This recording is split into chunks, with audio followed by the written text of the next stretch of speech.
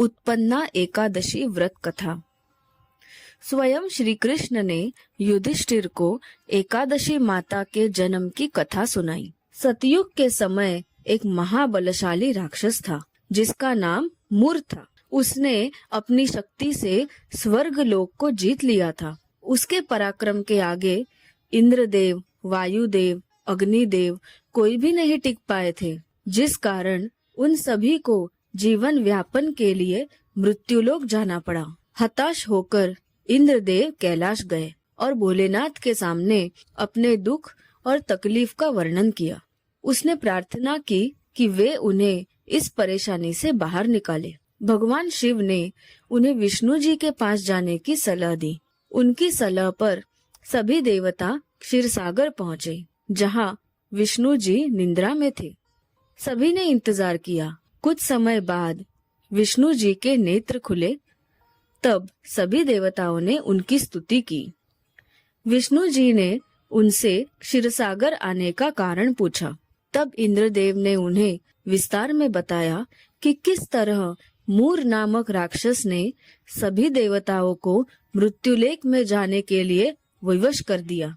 सारा वृत्तांत सुन विष्णु जी ने कहा, ऐसा कौन बलशाली है जिसके सामने देवता नहीं टिक पाए। तब इंद्र ने राक्षस के बारे में विस्तार में बताया कि इस राक्षस का नाम मूर है, उसके पिता का नाम नाड़ी जंग है और ये ब्रह्म वंशज है। उनकी नगरी का नाम चंद्रावती है। उसने अपने बल से सभी देवताओं को हरा दिया और उनका कार्य स्वयं करने लगा है।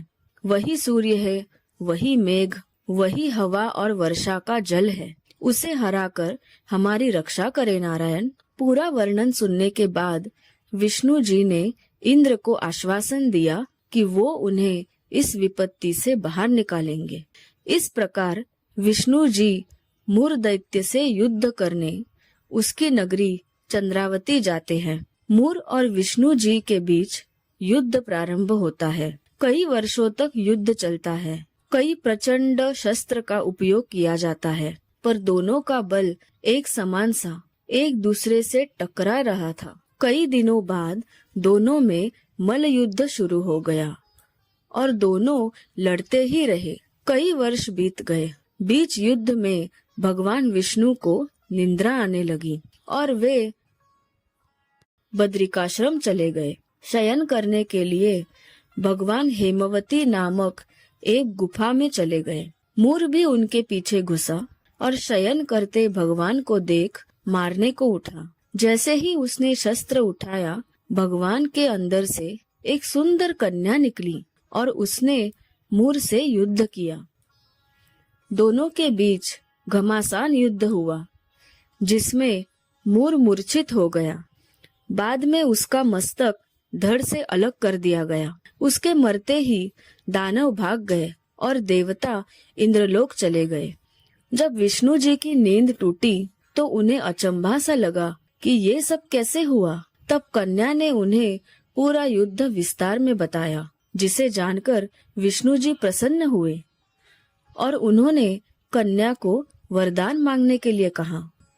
तब कन्या ने भगवान से कहा, मुझे ऐसा वर दे कि अगर कोई मनुष्य मेरा उपवास करे तो उसके सारे पापों का नाश हो और उसे विष्णुलोक मिले।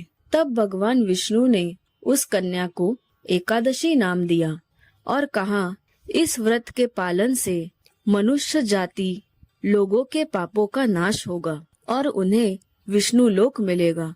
उन्होंने ये भी कहा, इस दिन तेरे और मेरे भक्त समान होंगे। ये व्रत मुझे सबसे प्रिय होगा, जिससे मनुष्य को मोक्ष प्राप्त होगा।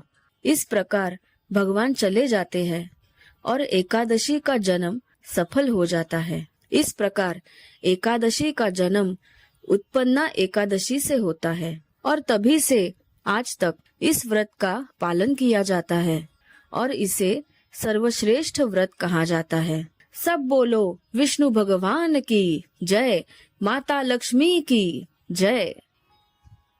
प्रिय भक्तजनों, उम्मीद करते हैं कि आपको ये कथा अत्यंत पसंद आई होगी। अगर आपको हमारी कथा पसंद आए तो सब्सक्राइब करना न भूलें, लाइक करें, कमेंट करें और अवश्य शेयर करें। अगर कोई त्रुटि हो तो उसे क्षमा कीजिएगा और हमें कमेंट में जरूर बताइए।